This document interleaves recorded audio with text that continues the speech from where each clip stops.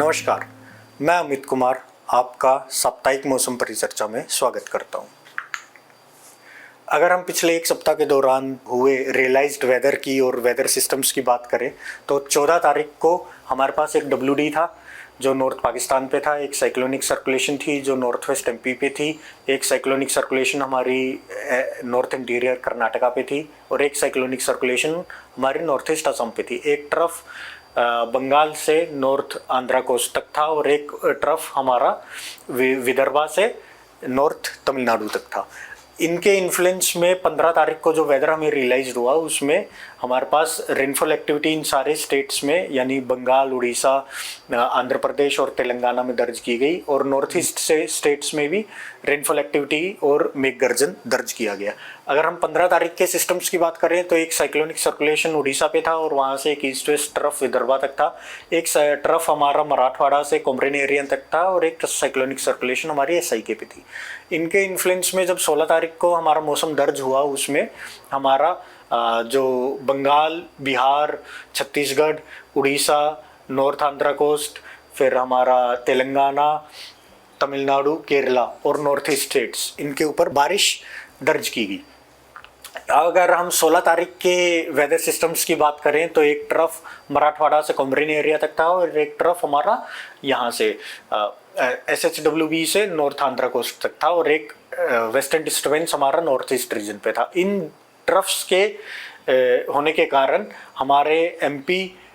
East MP में, विदर्भा में, मराठवाड़ा में, छत्तीसगढ़ में और झारखंड में ओलावृष्टि और मेघ गर्जन के साथ बारिश दर्ज की गई।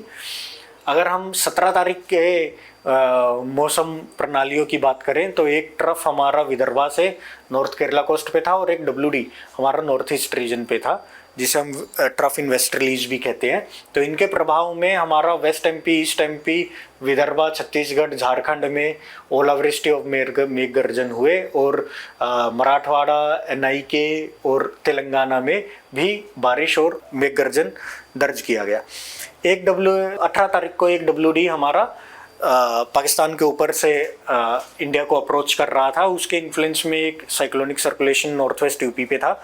एक साइक्लोनिक सर्कुलेशन विदर्भा पे था, वहाँ से एक ट्रफ हमारा तमिलनाडु तक था और एक ट्रफ झारखंड से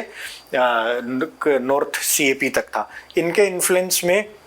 19 तारीख को जो मौसम दर्ज किया गया उसमें हमारा ओलावृष्टि west MP, east MP, Vidarbha, Telangana और झारखंड में दर्ज की गई, साथ में बारिश और मेघ गर्जन भी दर्ज किया गया। अगर हम 19 तारीख के सिस्टम्स की बात करें तो एक साइक्लोनिक सर्कुलेशन हमारी विदर्भा भी थी, वहाँ से एक ट्रफ हमारा SIK तक गया हुआ था। WD हमारा WD के इन्फ्लुएंस में जो साइक्लोनिक सर्कुलेशन थी वो नॉर्थ वेस्ट UP पे थी, एक ईस्ट वेस्ट ट्रफ झारखंड से साउथ असम तक था और एक ट्रफ इन वेस्टर्लीज नॉर्थ ईस्ट के ऊपर था। तो इनके प्रभाव में मैक्सिमम जो हमें वेदर पिछले सप्ताह में मिला वो 19 से 20 तारीख के बीच में मिला, जिसको 20 तारीख को दर्ज किया गया। तो उस दिन हमें नॉर्थ CAP में अति भारी वर्षा, इसमें उड़ीसा में भारी वर्षा और केरला में भी भारी वर्षा दर्ज की गई। इसके साथ ओलावृष्टि की अगर हम बात करें तो Telangana, Vidarbha, west MP, east MP, east UP और छत्तीसगढ़ में दर्ज की गई और बाकी सब एरियाज में भी ज़्यादातर सभी जगहों पे बारिश भी रिपोर्ट की गई। अगर हम 20 तारीख के सिस्टम्स की बात करें तो एक साइक्लोनिक सर्कुलेशन हमारा विदर्भा पे था, वहाँ से एक ट्रफ नॉर्थ केरला तक था। WD आगे बढ़ चुका था, वो हमारा ईस्ट UP, ईस्ट MP पे था और उसके इन्फ्लुएंस में एक साइक्लोनिक सर्कुलेशन झारखंड पे थी, वहाँ से एक east west trough east MP से साउथ असम तक था। इनके प्रभाव में हमें ओलावृष्टि जो है वो विदर्भा, छत्तीसगढ़ और ईस्ट MP पे देखने को मिली और बिहार में अति भारी वर्षा दर्ज की गई। अगर हम इस वीक में दर्ज की गई रेनफॉल की बात करें तो जैसे हमने पीछे देखा कि पूरा सिस्टम सेंट्रल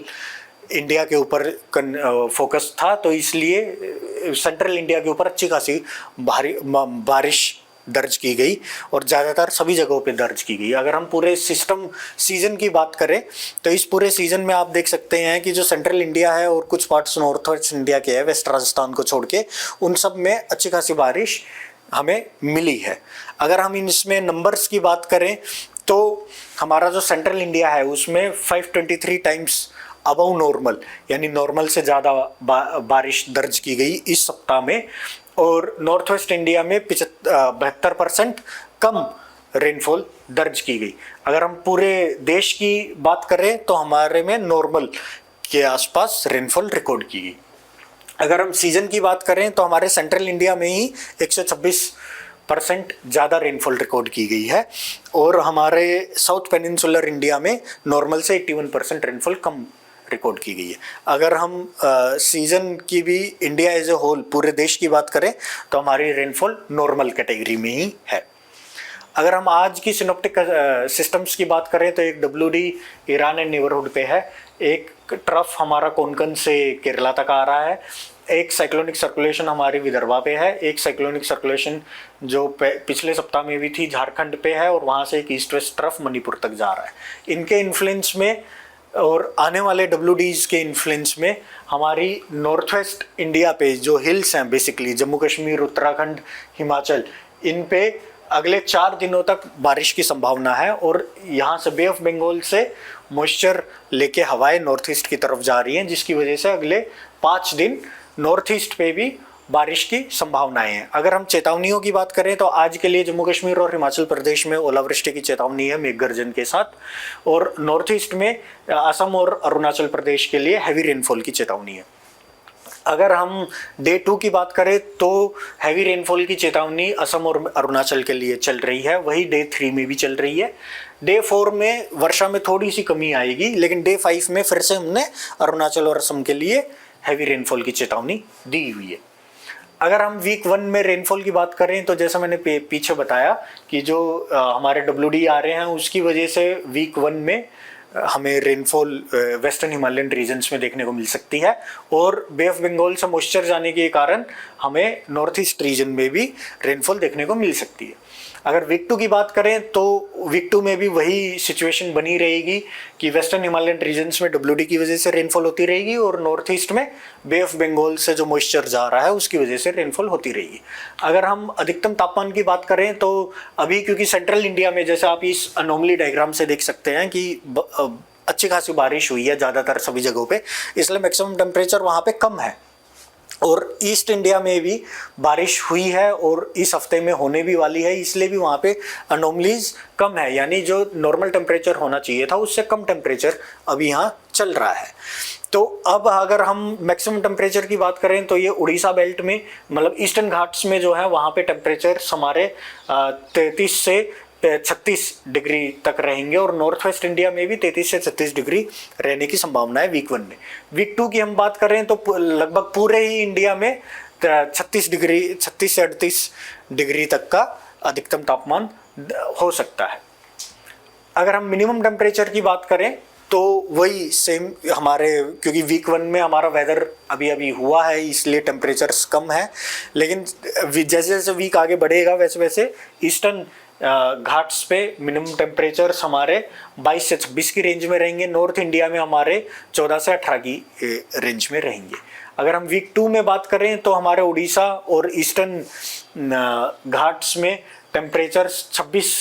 से 28 डिग्री तक रहने की अनुमान है, और नॉर्थ इंडिया में मिनिमम टेम्परेचर